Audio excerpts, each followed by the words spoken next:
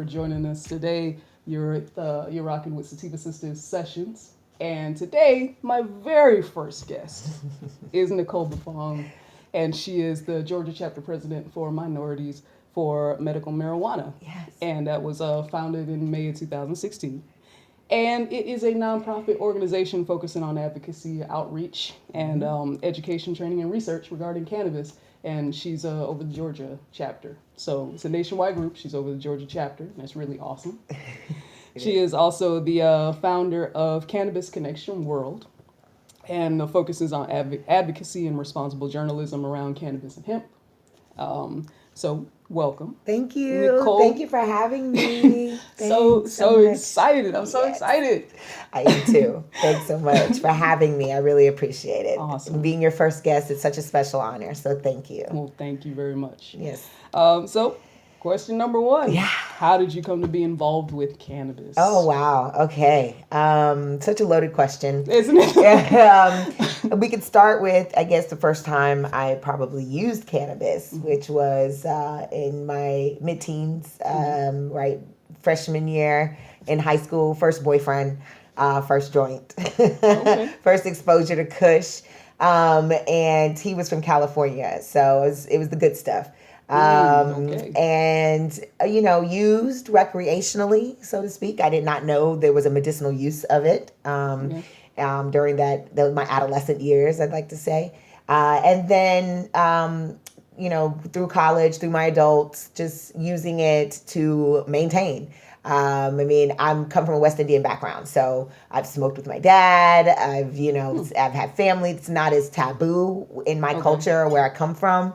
Neither is alcohol. And there's plenty of times, celebration involved some form of alcohol coming from West Indian background. So, but cannabis was just not as frowned upon, I would say, like I would find in my friends, American friends and their homes and their upbringing.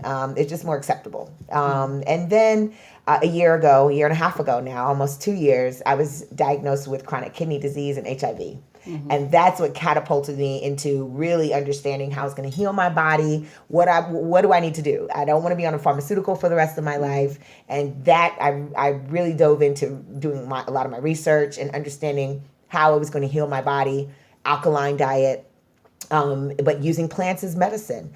And obviously, cannabis is at the forefront of being able to use a plant as medicine. And I recognized that it would keep me off of opioids, pain medicine, because neuropathy is one of the symptoms that come along with HIV, depression, anxiety. And then I found out through research, of course, that its autoimmune boosting properties in cannabis also helps to suppress the virus. And so yes, I use it religiously every day. I am an avid cannabis user. And now that I understand the benefits of using CBD and THC and how to balance those two things, I use a full spectrum hemp oil every day. So yes. Cannabis, all up in it. Cannabis saved my life. I'm not mad at that. And I'm trying to spread that message out into the world because it's the truth. Yeah. Right on. Cool. What's your preferred method of using cannabis?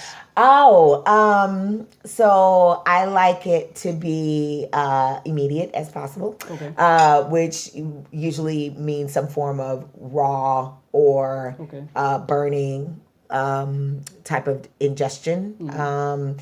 Because digestion just takes a little bit longer. So edibles wouldn't be my first go-to.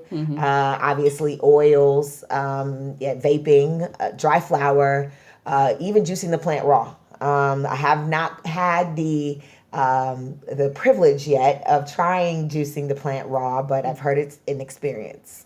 Getting all those cannabinoids without burning any that you burn off when you decarboxylize it. Yeah. Do they toss out the pulp or something? You drink all of that? You would juice it. So you would toss out the pulp. I'm sure not toss it out. You could probably use it for something else, right? Yeah. But juicing it instead, and no heating process to it, all raw, all natural, cold pressed, would be the best and most efficient way to really get all those cannabinoids. Well, all right then. That sounds like something I need to try. Yeah.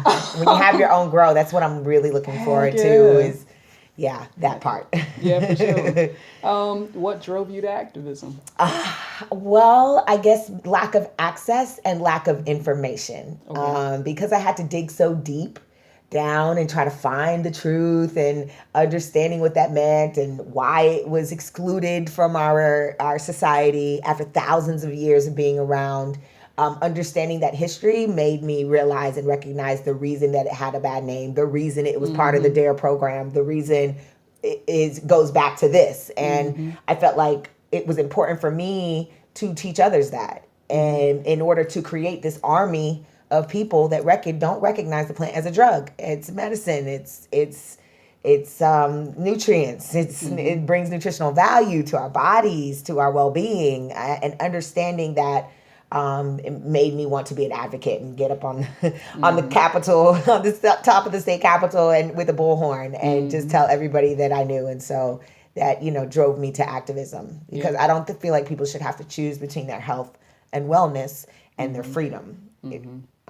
So. Rebelling against that bullshit lockdown. Yes. Propaganda train machine. It is. Yeah.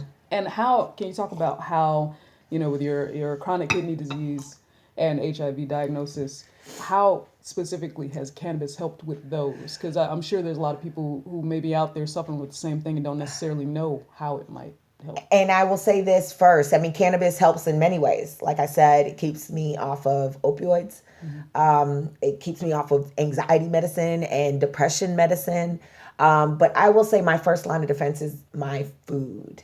The food I eat helps to heal my body. It's just, that's the simple truth. I can't put it in any more simpler terms. I know we have been programmed to think that a balanced diet includes dairy, meat. What is it? The pyramid? Yeah. You're supposed to have a certain portion of this on every plate. Right. No.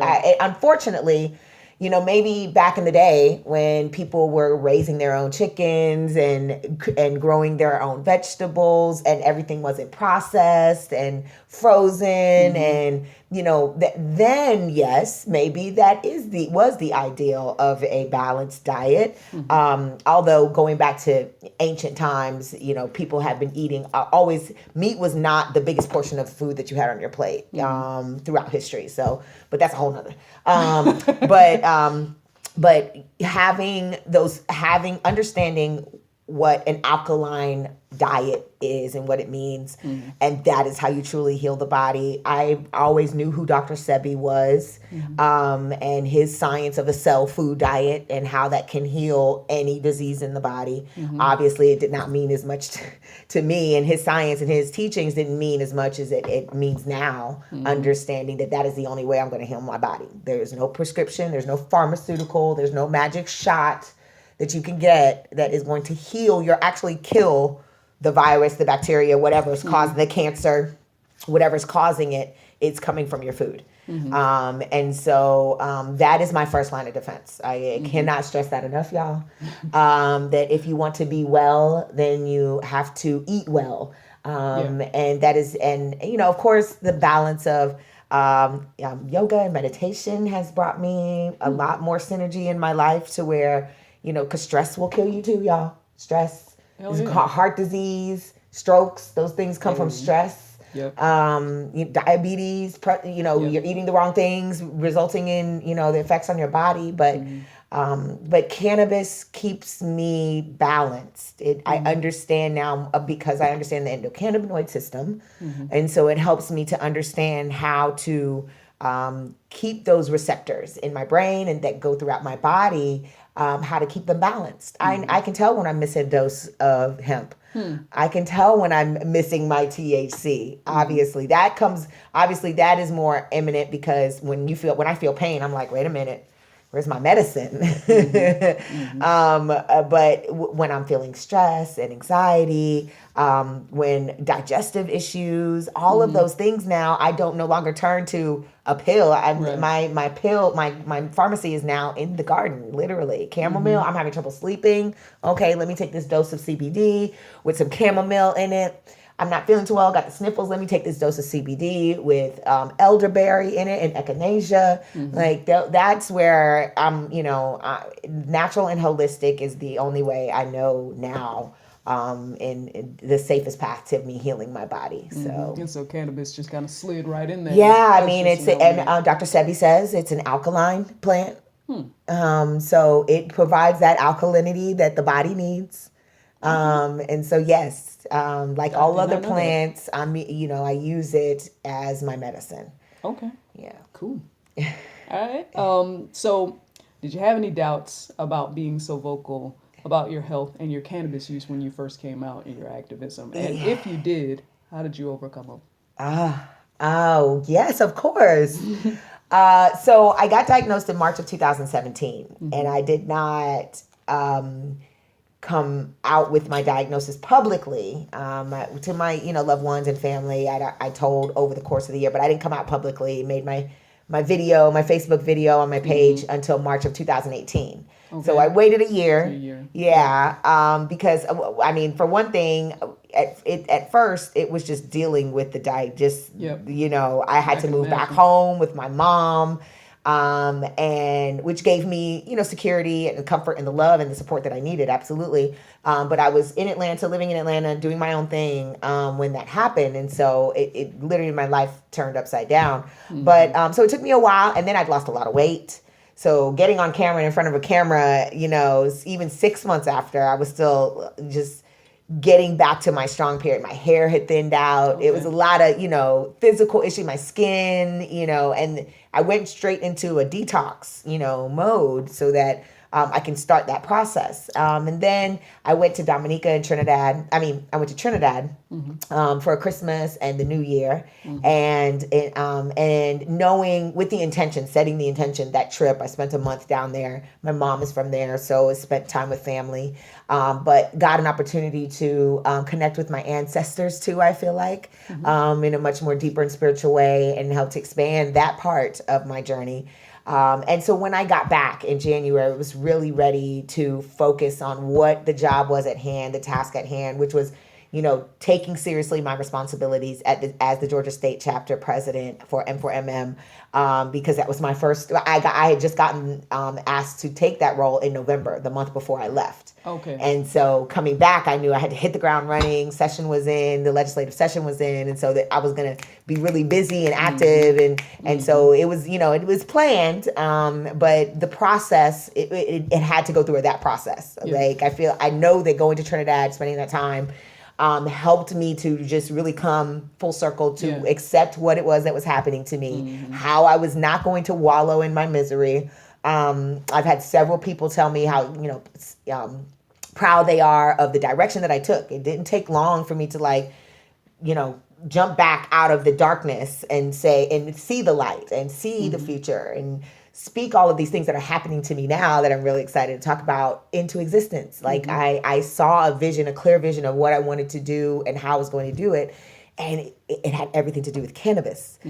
And so I'm so grateful that, yes, I'm glad I took the time to really focus and focus on myself, find that inner peace with this diagnosis, recognize that, okay, I'm already healed. I say that every morning when I wake up, every night before I go to bed. I say it multiple times throughout the day. It's part of my story, the getting that diagnosis and getting to this point. But the rest of the journey is going to depend on if I can be consistent, stick to this diet, heal my body, and then tell that part of the journey and see how that continues. But definitely was not as, I had my doubts for sure. I've had my dark days. I will have more, I'm sure. But at this point, I'm very grateful for the journey because timing is everything. And if I had not coming public was a weight lifted off my shoulders. Like it was so relief. Like I don't have anything to hide anymore. I'm out here exposing myself, going hard for this plant. Not exactly everybody is comfortable with even the conversation, but knowing that my intentions were pure and why I was doing it, and that being a part of the story, it just added to the sweetness that I taste, that I now feel, by being a part of this industry. However I might have come to it, and but I know, and I've said this before, if my diagnosis wasn't as serious and could possibly be as terminal, because when I got diagnosed, I was my immune system was functioning close to AIDS. So there's like a chart that tells you how your immune system is functioning, and 500 to 700 range is over 500 is healthy, normal range, and anything below like 221 is considered AIDS. And so I was functioning at like 226 when I got diagnosed. And so that's how close I was. My kidneys were functioning at 2.9. Kidney failure is 3. Okay? Literally from the brink of death. I was knocking, and the doctor said I just would have gone to sleep and not woke up. Wow. Like, that's what would have happened. Wow. If I had not gone to the hospital. That's wow. So how scary was that? That was really, really scary. And now even me saying it, I get chills because I had no idea, I just had a rash on my body, and I was, working for myself. So I'm traveling a lot, and it just wasn't my health was not the priority. And unfortunately, and I'm sure there's a lot of you out there that, it'll go away. Let me just go get another pill, a prescription for this. No, y'all, your health is your wealth. You have to understand how important it is to know and recognize what's happening with your body. Yeah, knowing something's off. Yes, something's just off. pay attention to your body. It'll tell you when something is not right. That rash on my body that had started to consume my entire body, that started just, in certain areas and then was from head to toe over the course of a year. That's how long I had, and it was because my kidneys were failing. Yep. And so they couldn't function and filter the toxins out of the body properly, so it was coming out through my skin. Yep, that happened to a friend of mine too, and it just was all over. Over my body. Western medicine doctors are giving them like these funky. They wanted to give me steroids, and I was like, nah, I'm gonna do this golden seal and coconut oil. I don't know what y'all talking about, right. but yeah, and so I was trying to self-diagnose though. I didn't have health insurance, and so definitely I had I planned it though. Like literally a year to the date that I got diagnosed, I was ready to come out, and the steps had prepared me to make that leap. And there's no looking back. I mean, ever since I did that, I mean, I'm about to be 2 years diagnosed in March of 2019, and a year since I've, made my Facebook video and came out to the public and told them. And I've gone from advocacy to ambassador to a executive level director, job in the industry that is providing me with the support that I need to do what my wildest dreams couldn't even have come up with. Awesome. So, don't hesitate to speak your truth. Living in my truth has been the biggest blessing that I could have asked for. And so definitely take into consideration all that will come with that. Because I've had to, stop talking to people. I've had to recognize when you're just not, you're toxic for me. I cannot continue to have you in my life. I love you and I will love you from a distance, but where I'm going, there's no room for you over here until you change whatever it is you got going on. I ain't got time for that. I heard that. I know that's right. Set your boundaries. Yes. Set your boundaries. I need all the positive. Folks better respect it. What? Because this energy will not be fooled with. You know what I'm saying? So how did you ultimately come to be involved with Minorities for Medical Marijuana? Yeah. So I said a little bit, I mentioned, so my cousin has a podcast. Shout out to Takia. And I can't think of her name. I would shout you out, girl. Anyway, so she's in Boston, and I reckon at the time I was doing my podcast because I have a audio only podcast. I want to relaunch it in next year. Add the video to it and a little bit more flavor, more visuals. So I'm looking forward to that. Okay. Cannabis Connection World podcast. But so I saw that. She was connected to Roz. I think I saw her at Women's Grow with Roz, and I'd seen Roz on a list previously because at this point I'm doing a lot of research. And Roz is the director for M4MM. Okay, national. And so she's the creator for Minorities for Medical Marijuana. Gotcha. And so when I saw that was a connection, because I'm, on social media, it's easy to see, how the all connects. And so when I saw that, I reached out to Kia, asked her if she would make an introduction, and she did. Of course, she was gracious enough to do so. And so Roz and I had only communicated on the phone just a few times, just sharing stories and just getting to know each other. And after a few conversations, she was like, I need somebody like you in Georgia, helping us, the organization, to grow. You would be starting the chapter there. I would love to have you on board. And that's kind of how it worked. And just a year ago, that's how they were doing things. Because now going into 2019, they're restructuring. Mm-hmm. So there is an application process for chapter leaders. There's an interview process now. So I'm grateful to kind of be grandfathered in. Right. But yeah, so that's how the introduction happened. I didn't even meet Roz until like 7 months later, face to face, because that was November 2017 that she asked me to officially take that role. Mm-hmm. And then, but yeah, so that's how I got involved. And I was glad to do it because I recognize how important advocacy is in the mix, in doing, if you want to do this and take this seriously. Advocacy is so important. Join an advocacy group, y'all. Contribute to all over. Yes, figure out where you best fit. I mean, you got your normal people, you've got your MCBA. There's so many Women Grow. There's so many out there. Find what fits you best. You can belong to multiples. There's no harm in that either. But understand that they're out here doing the work that needs to be done, and understanding how it happens legislatively and how that trickles down to all of us is so important. So, and the network is more than anything else. Being a member, that network is the value. So, for sure. Yeah, that's how it started. Cool.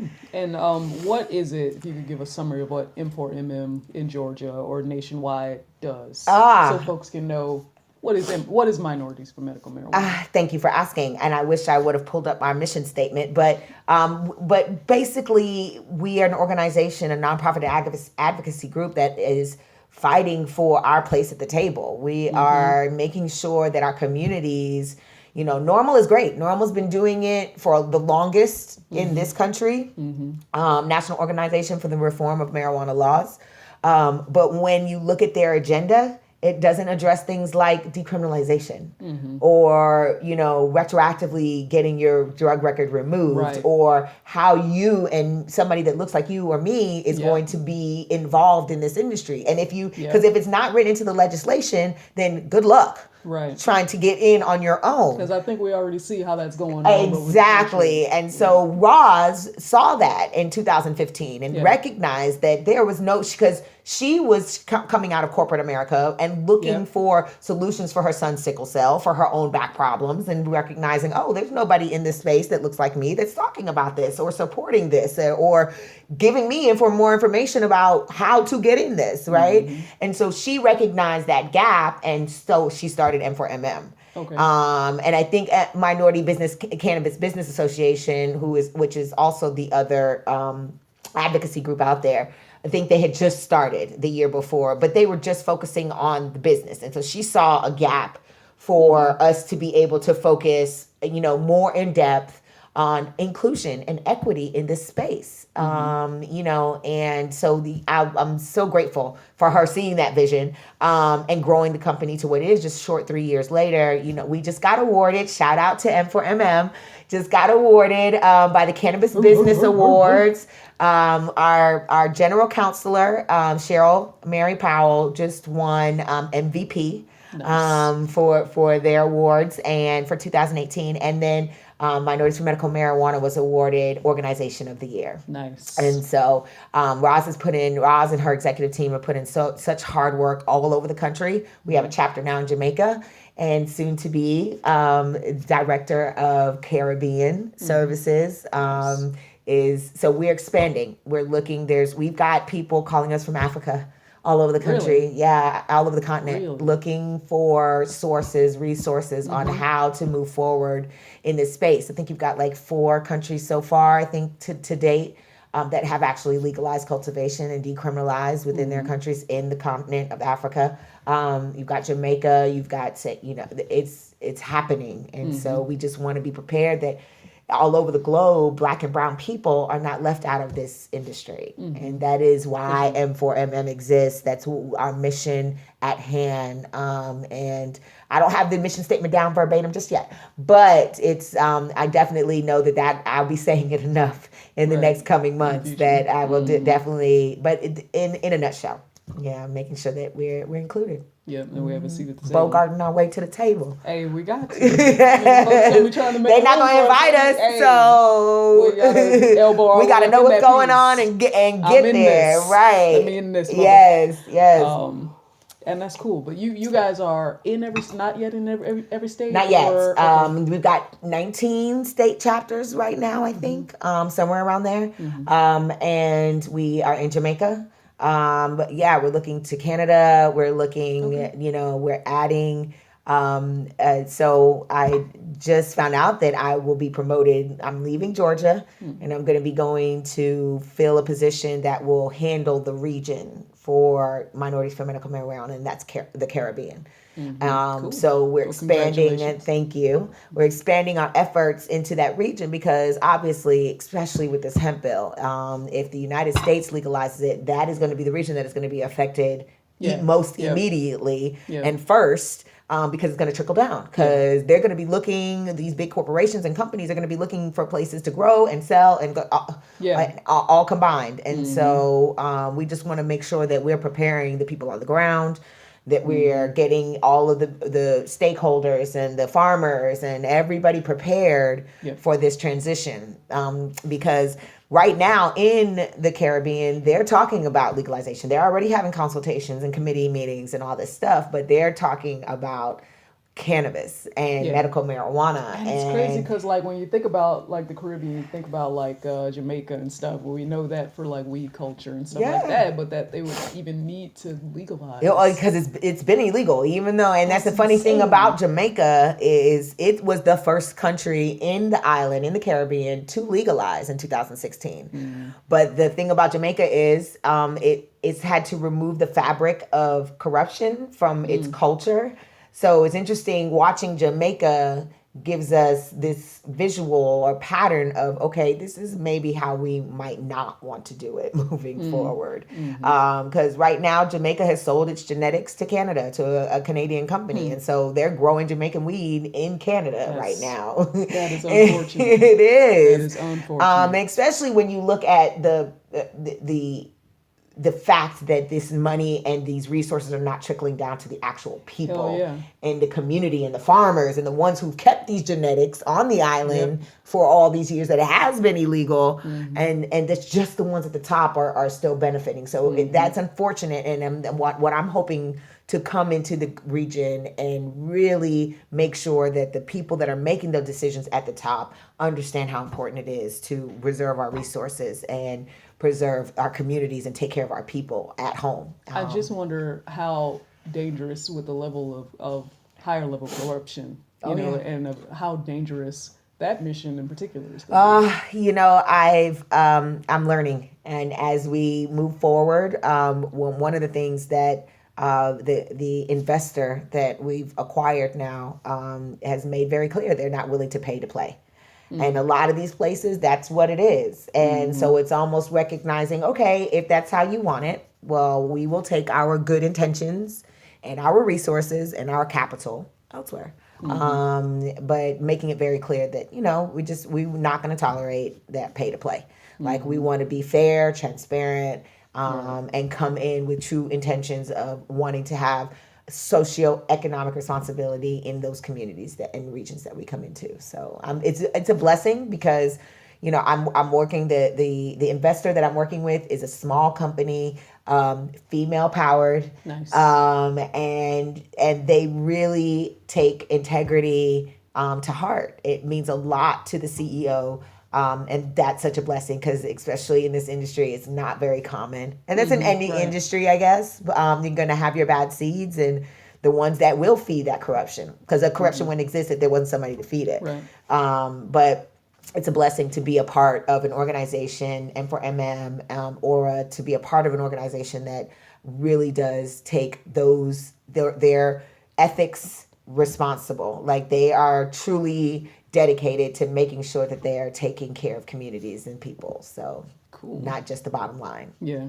And if there's not a chapter in a person's state, they can just reach out to M4. Oh yeah, just reach out to us, please do. If there's not a local, we're looking for that process is starting, gearing up into 2019. The next 12 months, we want to have a chapter in every state, especially if they legalize hemp. Yeah. We're going to need a chapter in every state. Yeah, absolutely. Sure. So please reach out. M4MMUnited.org is the website. Yeah, please reach out, and that's what we're here for. We're resources to answer your questions and guide you in the right direction. For sure.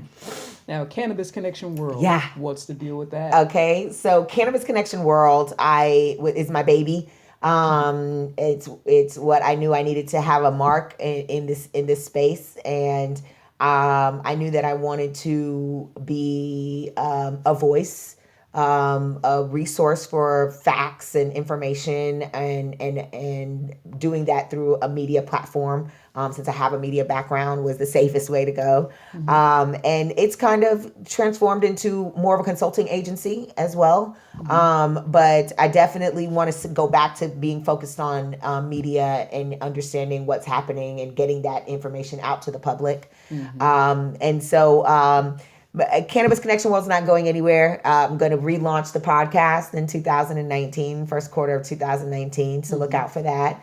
As I start to do my travels and explore what's happening outside of the United States. So follow that. And so Cannabis Connection World, though, is why I do what I do, so that I'm able to share the information and share the lessons that I learn and share the people that I meet on this journey out into the public space. And so, Cannabis Connection World will be relaunching more of a visual podcast going into 2019. So, cool. Yeah. And you started that here in Georgia? I did. It's only been a digital platform. And, I've got the website, cannabisconnectionworld.com. But using it just as a resource for people to get the information, what's happening here in Georgia. And now that I'm going to be expanding outside of Georgia, what's happening, where I'm going to be going when it comes to anything cannabis. Okay. One of the things I think I was watching, shout out to the brother Mecca, I think his name. Mecca. Yes, Cash Color Cannabis. Yes. And he's my inspiration. I love you, Mecca. He I believe he said that Georgia had the highest number of Black media folks, podcasters, video interview folks, just all of that in the cannabis space. Yeah. Which is astounding because it's Georgia. Yeah. And it's not legal here, yes. That's insane. But I thought that was a great fact as well that he put out there, because it goes to show you just what we can do when we put our minds to doing something and creating that, because there is hardly any of us in that media space to begin with. And then when we're talking about this specific issue, it's even less of us. And so it's great to know that, and I can always say that the podcast started in Georgia and was founded in Georgia, even though it'll be digital and connecting people from all over the world. Yeah. But it started here, and so I'm glad to be a part of that crew. That's awesome. and you as well, Sativah Sistahs. Well, hey. I try my best. I see an opening. Team. You know what I'm saying? I see an opening. I really want to Absolutely. focus on Black women. I don't think there's enough focus on Black women. For sure. So I was like, why not? Yes. Get in there. Yay. Glad to be a part of it. Thank you. So we got a new governor. Yes. In Georgia. Yes, we do. However we came to get that governor. However Thomas Bates. We have that governor.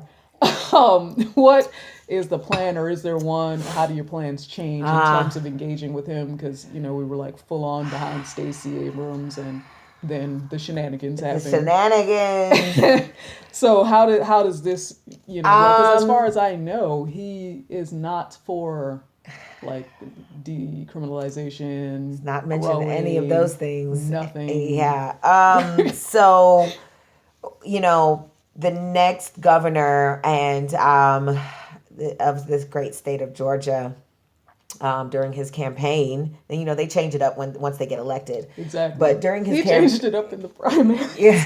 It's like, what? Okay. So once they get elected, we will really see what he's going to start to really talk about going in the next 3 to 4 weeks, the next 30 days, really. We should get a clear agenda. And then we'll also know about the feds and this hemp bill. So I'm sure that is going to adjust his temperature when it comes to this plant. No, he has not mentioned statewide decriminalization. And if he did, I would probably shit a cow because I just think that it's going to happen. So, this is a for-profit state when it comes to the prison system. And so I don't see that being in the forecast with this Congress in the state and with him at the head. But there very well may be some opportunities for landowners when it comes to that. We don't know what the application process is going to look like. Right. We don't know what the policies and regulations are going to be. All of those things will come down the pipeline. But we're definitely hoping that there are going to be some people of color that are going to be able to, we've got Cass, shout out to Cass Odom, working with those individual legislators to help to form the right legislation before it gets written, not after the fact. And the next Georgia state chapter president will be taking those reins and handling that for the next 12 months because I have to focus on what's happening in an entire region, not just one country or state, but an entire region. And so the powers that be, executive board with M4MM, working there. Georgia is one of their priority states to make sure we get the right leadership in here. So if anybody's interested, again, head to m4mmunited.org. You can email m4mmunited@gmail.com. If you're interested, send your resume. It is a volunteer position. I don't get paid to do this, what I love doing, but advocacy work, it definitely, most people have day jobs. It's why I created Cannabis Connection World. So I can do this full time. But yeah, if you're interested, if you know that Georgia is on your mind, in your heart, and this is where you want to fight and stay and be a part of the process, I would not be where I am if it wasn't for M4MM. They are the reason that I've gotten the connections and the network that I've gotten, the knowledge that I've gotten in order to now, progress into another position within the organization and also to get the job that I got and be prepared to take on the role that they're asking me to take on within that organization. So it's I can't stress enough how important it is to have a strong network and build a strong team around you. And in this space that's moving so fast, for sure.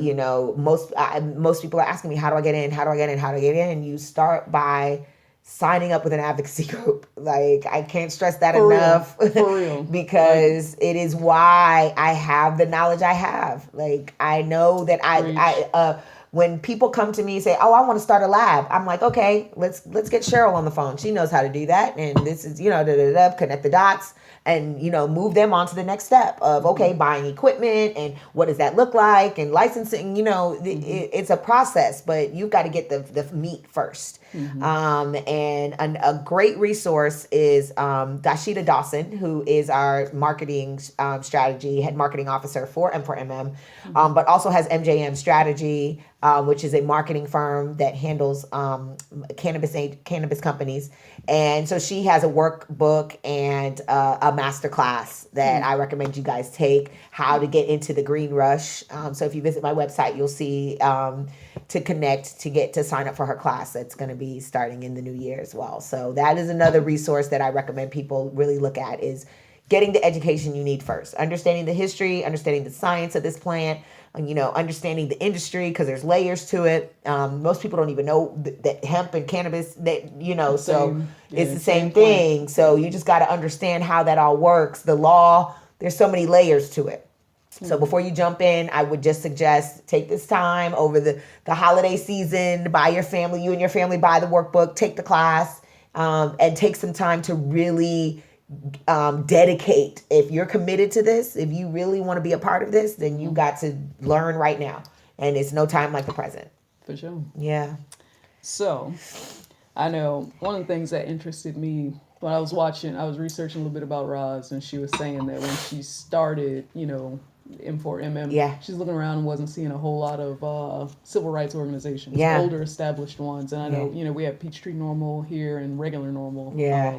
M4MM, awesome. Yeah. We got Georgia Care. We got a bunch of groups here Yes. in Georgia Yes, that for are sure. dedicated to pushing this situation. Yes, for sure. But a lot of the older established civil rights groups are missing. Yeah. You look around, they're Nowhere nowhere to be found. And they don't want to be. What is that about? What is that about? Because my question is, I want to know this from all activists, that I've had a chance to talk to is, what is that about? What do we need to do in order to get them to view this as a civil rights issue? Because it really is. When it comes down to it. When you look at how we're targeted, even in legalized states, we're still getting disproportionately arrested. Yes. So it's absolutely a civil rights issue. You would think you would see civil rights groups right there at the forefront. I didn't want to name any, but there. For real, the epitome of civil rights organizations. Right.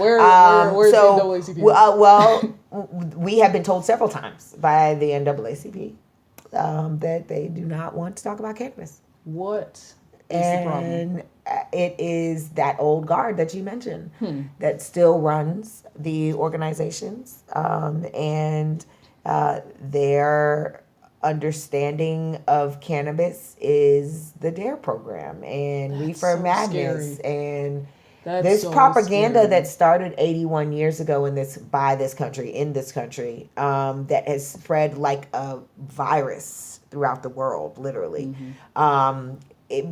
Because it's centered right here in these United States, that it has festered into the fabric and culture, especially because they demonized it and they criminalized it. So it has created great stress and anxiety and just fundamental fear, that based on their lies, because that's all it is. It's no truth or fact to what it is that they say it does or can do or will do. Right. And never has been. No, and the fact that it was taken out of the U.S. pharmacopoeia at that time.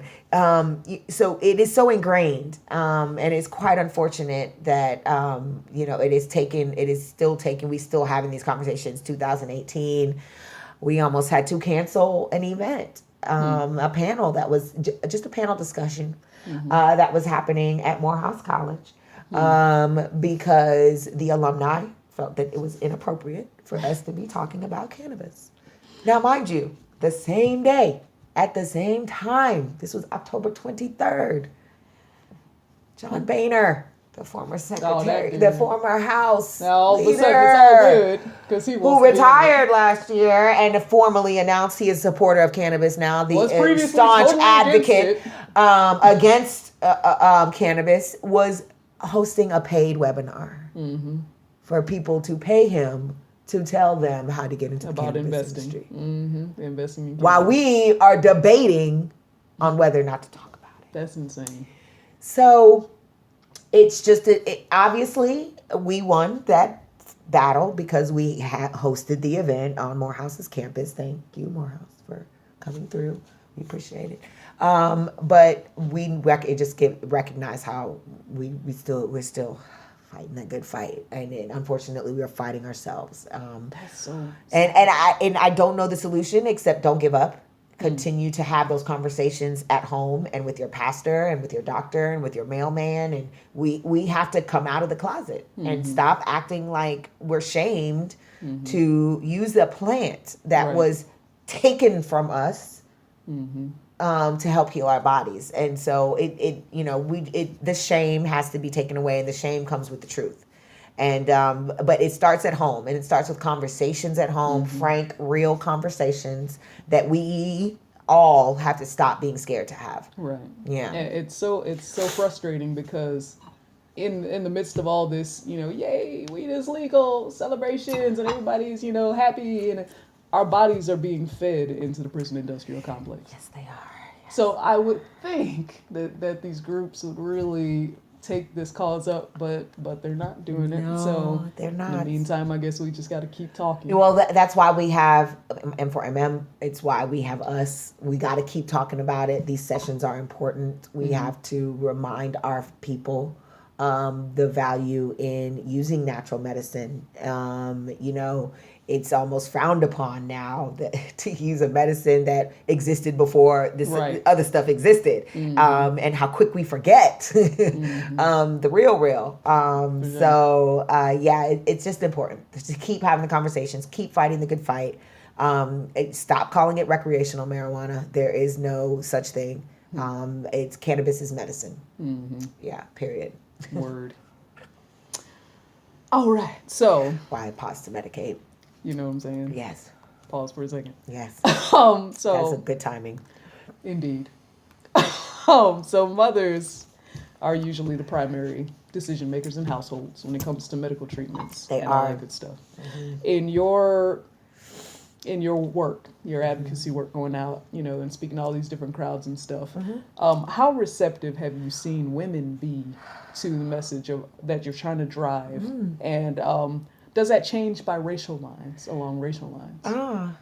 Interesting question. I was just saying this last night to a colleague that my biggest supporters have been women. Really? Yeah.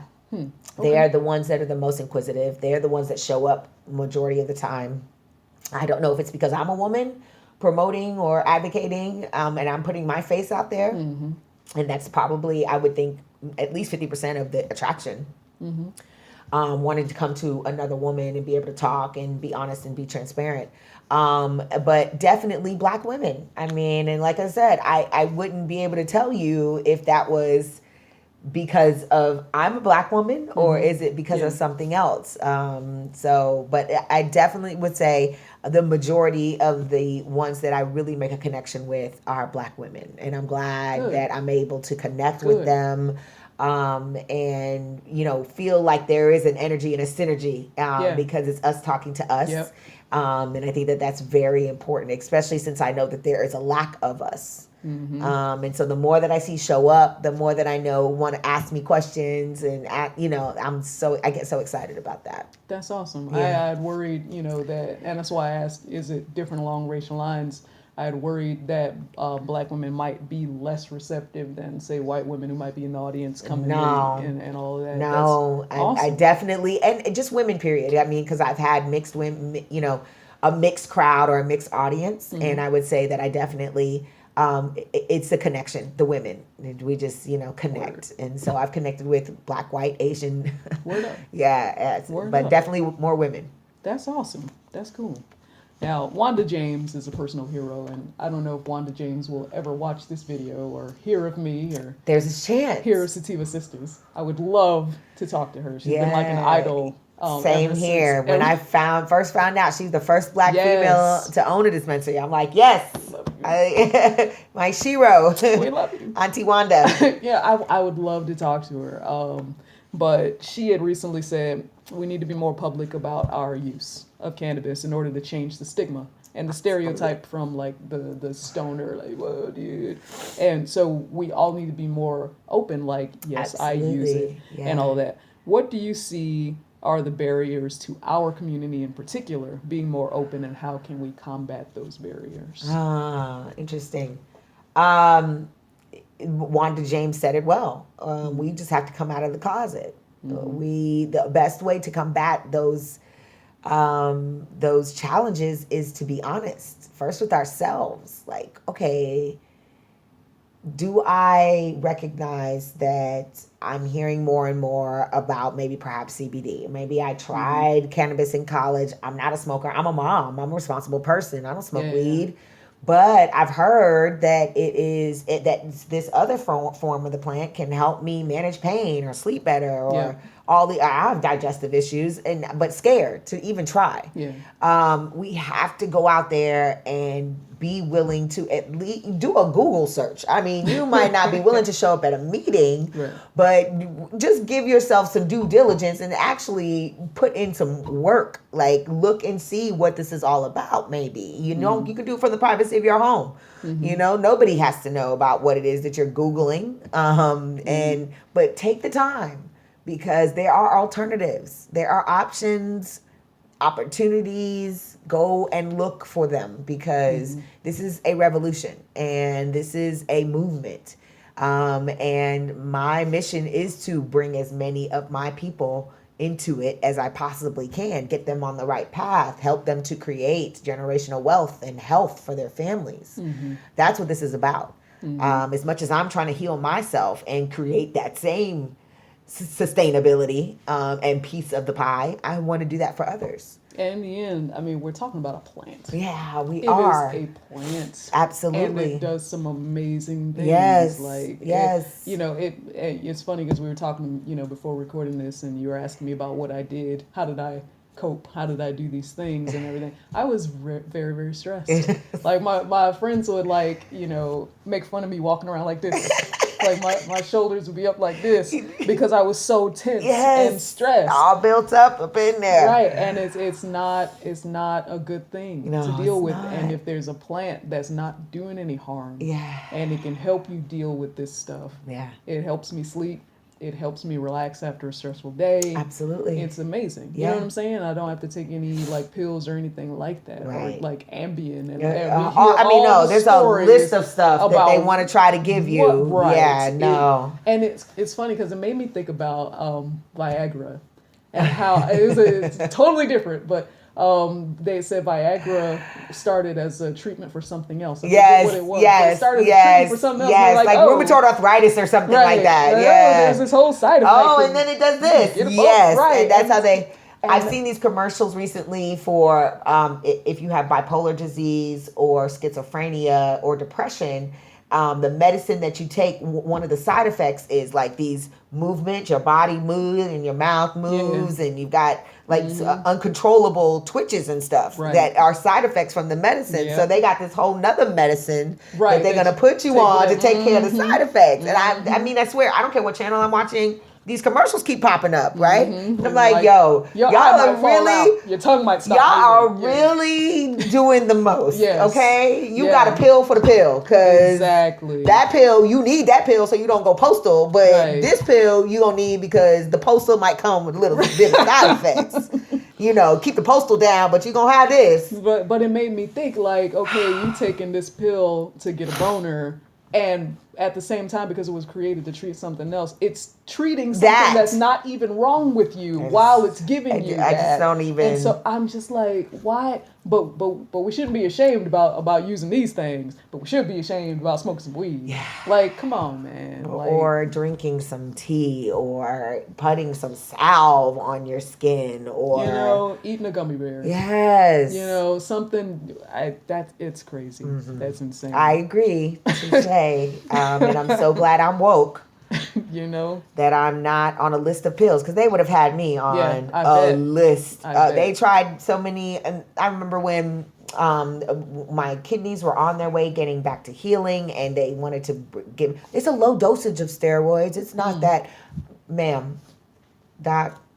You could write the prescription, but I'm not going to fill it. Right. I've had so many. You in here talking, wasting your breath. I'm good. Right.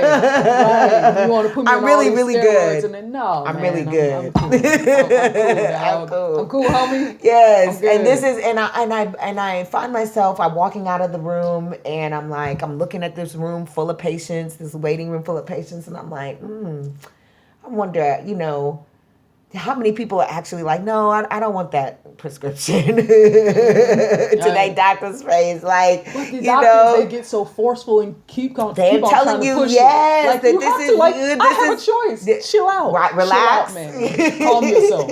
Smoke this weed right quick. Stop trying to push this on Here, me. hit this. You know what I'm saying? I need you to relax. You get really up. excited, but that's not the route I'm gonna go though. And you should be okay with that. I've had my doctors tell me, because I've been very clear with them and frank to them about what it is I'm doing and the path that I'm going on. And I've had a doctor tell me, well, we haven't had any patients that have had any success with that route, meaning holistically healing their bodies and getting off the pharmaceuticals. And I'm thinking to myself, well, yeah, because if they get healed, why they got to keep coming to see you? You don't have no success because they gone. You know what I'm saying? They're not dialing your number no more, because what I need you for, because you gonna write me a prescription that I don't need. I'm out. Right. So Doctors are funny, boy. So I am content with knowing that I'm woke. I know the truth, the light. I've seen the light. And it's the decisions I make will determine my fate at this point. So that's all you can do. Yes, for sure. All right. So in your advocacy, yes, you've been meeting with a lot of heavy hitters, legislators. Yes, you're in the room where it happens. Shout out to Hamilton. What is it like being a Black woman specifically in these rooms that are typically white and male dominated? Interesting. Well, the purple hair makes me stand out. So that's a plus. I know that they're looking at me like, why she keep coming back? She don't got a job. She's always here. I get those looks, but also just discrediting what I have to say or the value that I bring to the conversation. It's going to be an interesting transition, going from being in a room full of white men to being in a room maybe full of Black men. So that's going to be interesting, going into that transition. So I know as a woman, I'm still going to be discredited because I'm a woman. This little Miss Pretty know what she's talking about, but and ultimately understanding the cultures that I'm going into, which is different from this culture. That if I don't have a man sitting next to me, then I'm not qualified. And so that's wild. Yeah, it'll be transition, and I'm expecting that. It's a good thing that I'm aware enough to know that is, expect that what I'm going to be walking into. Yeah. But I think that, that everything that I've done and am doing is going to help me prepare for whatever the future may bring. I'm not worried about it. My words, my intentions, my heart, has normally sets the tone. I just know that what God has for me and what God, the path that He has put me on, that God has put me on, is what I'm supposed to be doing. And so no man, woman, child, can interfere with that. And so, and just continue to do what I feel like I've been put here to do. Yeah. Good deal. Now, regarding self-care, I don't know if you've ever heard the term weathering by Arlene Geronimus. No. She came up with this term weathering. It's a phenomena about erosion on Black people's health because of the constant stress that we have to deal with. It ends up wearing on us like water running over a rock. Of course. Especially Black women. Yeah, exactly. Yeah. And she calls that a double jeopardy of gender and racial discrimination, which we know we don't need all the fancy terms. We live know it. what that is. We know it. You know what I'm saying? Yeah. And so I'm fascinated by the term weathering. It's so appropriate. But we know how that wears down, and especially you being a Black person and a woman, Black woman combined. Yeah. What's the ways that you de-stress? What's your favorite self-care? Great question. Self-care method. Great question. Meditation. Cool. I love yoga because it involves meditation and the physical movement, which I know is so vital to that healthy balance. And yoga and meditation have added so much value to my life. The last 12 months, I would say, that I've really taken, maybe 9 months, that I've really taken on, committed to making it a part of my life. And, being consistent day to day, using all of the terms and the methods and, of yoga and meditation, and just understanding how impactful it has been for me. I am I'm on the cusp of Leo and Virgo. I am a hyper energetic, always on 10 type of individual, and recognizing that light that I exude and how bright it is can burn out if I'm not careful and I don't protect it and I don't reserve it and preserve it. And that's what yoga and meditation is really allowing me to get more into. And so that has been the most valuable, I would say, component over just a very short period of time, and has shown me the drastic difference in what it means to do that and to make it a part of my life. Did not understand the value before this last year of what that brings to the table. But yeah, and shout out to Sia with Yellow Mat Yoga. Has really allowed me to grow and be more confident in that space. And I have a couple. So I've got a great girl down in Columbus, Georgia, too. Shout out to Essential Oil Boutique down there, doing her thing as well. But yeah, it's definitely, I say, find you some people that you're comfortable with. Really, if you can, get a one-on-one session.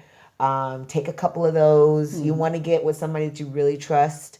But yeah, I can't. The yoga and meditation. I mean, and meditate. People are like meditate, prayer.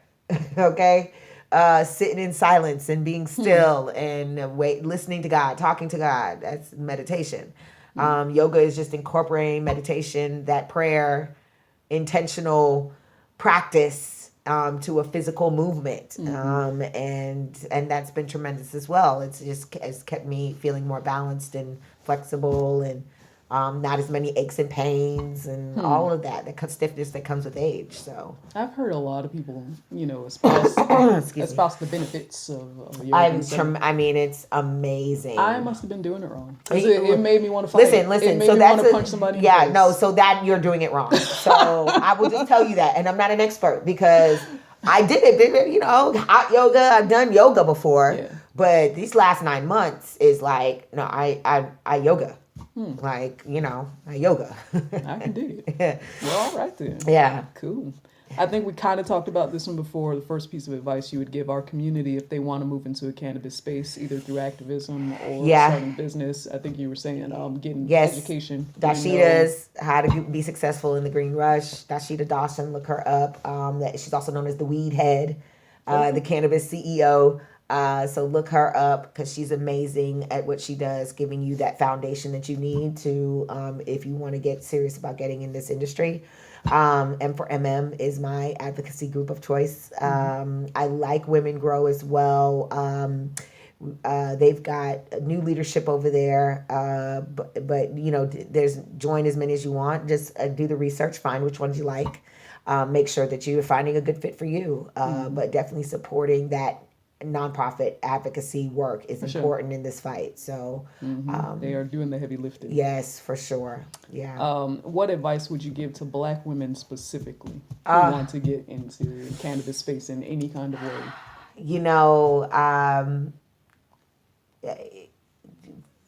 If you have not already found your calling, your passion, figure that out first. There's a way to incorporate cannabis into whatever you're passionate about. So figure out what it is that drives you. If it's making bath bombs or, body souffle or cooking or, figure out what you're passionate about first, because there's a space for you in this industry, but you've got to find your lane and ride with it. And, don't wait too long. For real. This is not something you should be sitting on for the next 6 months. Seriously. And trying to figure out what you're passionate about so that you can apply it to this industry, because it is going to be rapid fire the next 6 to 12 months, and just in this country alone, if everything moves forward the way that it's the conversation has already been started. Where obviously 30 states have already changed their laws to allow medical marijuana to be legal in their state. We've got 11 states that are recreational. And this is the closest, this farm bill is the closest we've been to in 81 years to legalizing industrial hemp again in this country, one signature away. So if the president can keep his job long enough, or but that's what we're waiting on at this point. And that is, I mean, I knew that it was going to happen, but I just didn't realize how fast what is happening. Whoa, right? like, yes. And so super fast. yes, and there are so people pushing that behind that. I'm just glad I got into it a year ago. Like, if I had waited any longer to come out publicly with my story, I would not be as far along as I am right now. And strategically placing myself in these key positions to be able to do what I want to do. So yeah, don't wait. Just, today is the day. Start today. Don't wait till tomorrow. Word. Yeah. And how can people follow up with you and find out more information on what you got going on? Cannabis Connection World on Instagram, CannaCon World on Twitter, Facebook. I'm Nicole Buffong. And Cannabis Connection World, I will be updating. It will be more like a vlog to kind of watch everything that's going to be happening over the next few months, and keep up with where I'll be on the planet. And that's it. You guys follow M4MM too. They are Vote Yes for Bud on Instagram, and the website will give you all the resources that you need. So m4mmunited.org and Cool. Well, thank you. Thank you. Thank you very much for joining us. It's been a great conversation. No, thank you for having me.